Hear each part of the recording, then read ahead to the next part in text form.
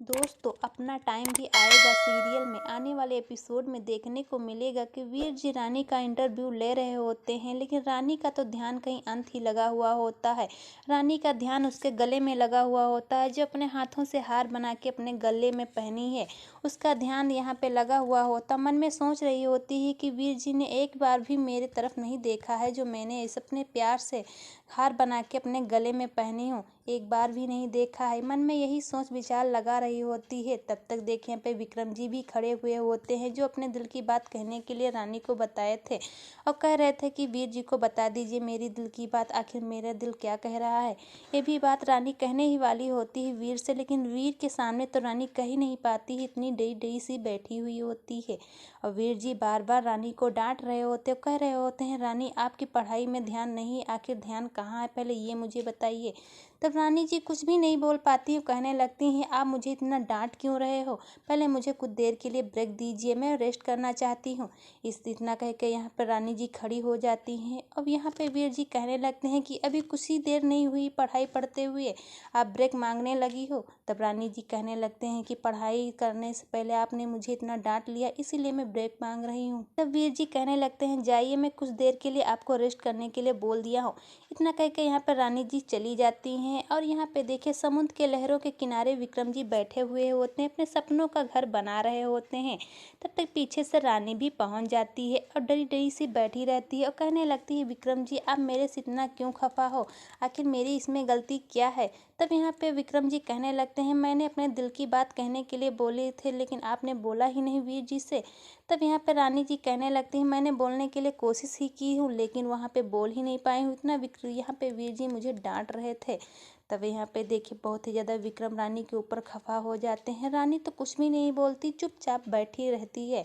तब तक देखें फिर रानी भी अपने सपनों का घर बनाने लगती है समुद्र के लहरों के किनारे। तब विक्रम जी कहने लगते हैं कि ये मेरे सपनों का घर है, यहाँ पे मेरी गाड़ी खड़ी होगी, ये मेरा हॉल है, इस हॉल में टीवी लगा के दिन भर मैं गेम खेलता रहूँगा, यही मेरा सपना है। तो यहाँ पे देखे रानी भी अपने घर के बारे में, सपनों के बारे में विक्रम को बताने ही लगती है। तब तक सामने से आ जाती है कायरा और यह रानी का घर बिगाड़ देती है अपने पैरों से।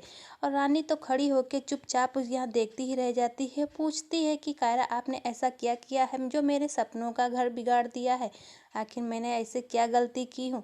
तब यहाँ पे कायरा रानी को डांटने लगती है और कहने लगती है कि आप नौकर हो, नौकरानी ही बन के रहो, नौकरानी में ही बात करिए, आप तो आजकल बहुत ही ज़्यादा बन गई हो, आपके बहुत ही ज़्यादा नखरे हो गए हैं।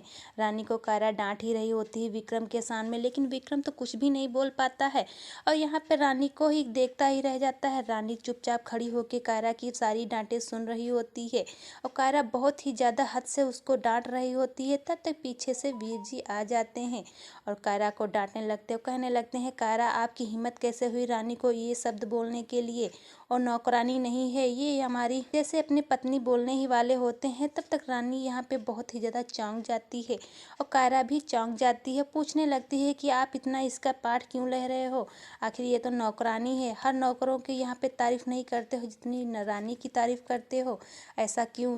यहाँ पे वीर से बहुत ही ज़्यादा बहस करने लगती है कायरा।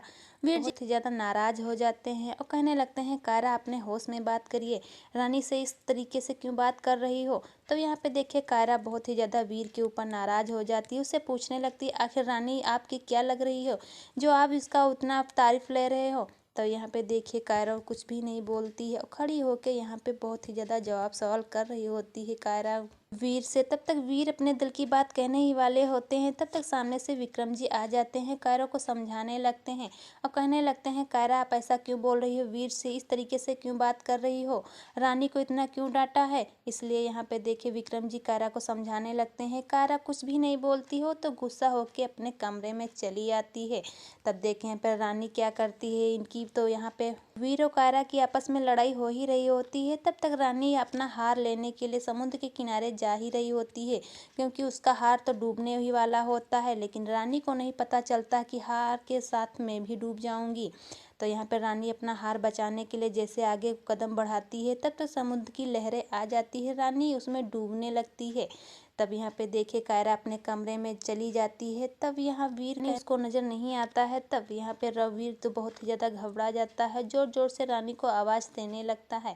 तब रानी अपना हाथ ऊपर करती है और वीर हाथ नजर आ जाता है। वीर दौड़ के जाता है रानी को बचाने के लिए समुद्र की लहरों में, और यहाँ पर रानी डूब रही होती है। तब वीर जाता है पकड़। विक्रम भी बहुत ही ज्यादा घबरा जाता है, बहुत ही ज्यादा परेशान नजर आ रहा होता है। तब यहाँ पे देखिए वीर अपने बाहों में उठा के रानी को समुद्र के किनारे ला रहा होता है। उसकी जान तो बहुत ही ज्यादा खतरे में हो जाती है। तो दोस्तों यहाँ पे देखिए रानी पूरी तरीके से बेहोश हो जाती है और यहाँ पे वीर बहुत ही ज्यादा घबराया नजर आ रहा होता है। तब यहाँ पे देखिए वीर रानी को लेटा देता है, उसके पेट से पानी निकाल रहा होता है, बहुत ही ज्यादा घबरा रहा होता है। विक्रम भी बहुत ही ज्यादा घबरा रहे होते हैं। तब तक यहाँ पे देखिए जाती है कायरा और यहाँ बिरजू को डांटने लगती है, कहने लगती है बिरजू अपने पत्नी को आप नहीं संभाल पाते हो, आपकी पत्नी समुद्र के किनारे डूबते हुए बची है, वहाँ पे देखिए वीर ने उसको बचाया है। इससे यहाँ पे बिरजू बहुत ही ज्यादा घबरा जाते हैं, दौड़ के जाते हैं रानी के पास। रानी को वहाँ पे होश आ जाता है, क्योंकि यहाँ पे देखिए उसके पेट से पानी निकाल देते हैं वीर जी, उसको होश आ जाता है। रानी को होश आ जाता है, लेकिन वीर जी रानी के ऊपर बहुत ही ज़्यादा नाराज हो जाते हैं और कहने लगते हैं कि आप आखिर समुद्र की लहरों में क्या करने गई थी। तब यहाँ पे रानी अपने हाथों से दिखाने लगती है वही हार जो अपने हाथों से प्यार भरा बनाई हुई थी, और कहने लगती है ये आपके लिए कुछ भी मायने नहीं, लेकिन हमारे लिए बहुत ही ज़्यादा मायने है, इसके मैं इसमें संभाल के रखूँगी। तो यहाँ पे वीर जी बहुत ही ज़्यादा रानी के ऊपर खफा हो जाते हैं। तब रानी अपने दोनों कान पकड़ के माफ़ी मांगने लगते हैं, कहने लगती है कि आप मुझे माफ़ कर दीजिए। तब यहाँ पे देखिए वीर जी कहने लगते हैं कि आप इन कानों से मुझे माफ़ी मांगते हुए नहीं माफ़ करूँगा।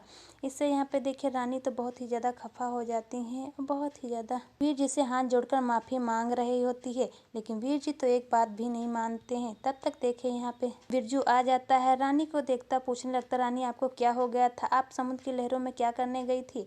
तो यहाँ पे रानी जी कहने लगती मैं तो बिल्कुल ठीक हूँ, आप टेंशन मत लीजिए। तो इतना कह के यहाँ पे जैसे उठने के लिए कोशिश करती है, रानी खड़ी होती है, तब तक उसको अचानक चक्कर आ जाता है। तब वीर जी उसको संभाल लेते हैं अपने बाहों में और कहने लगते हैं कि रानी आपको क्या हो गया है, बहुत ही जोर जोर से चिल्लाने लगते हैं। तो दोस्तों आने वाले एपिसोड में देखने को मिलेगा क्या सच में रानी को माफ नहीं करेंगे वीर जी, चलिए मैं बताऊंगी नेक्स्ट एपिसोड में। तो इससे पहले अभी तक मेरे चैनल को नहीं सब्सक्राइब किया तो नेक्स्ट एपिसोड देखने के लिए हमारे चैनल को सब्सक्राइब करके वीडियो को लाइक कर दीजिए। धन्यवाद।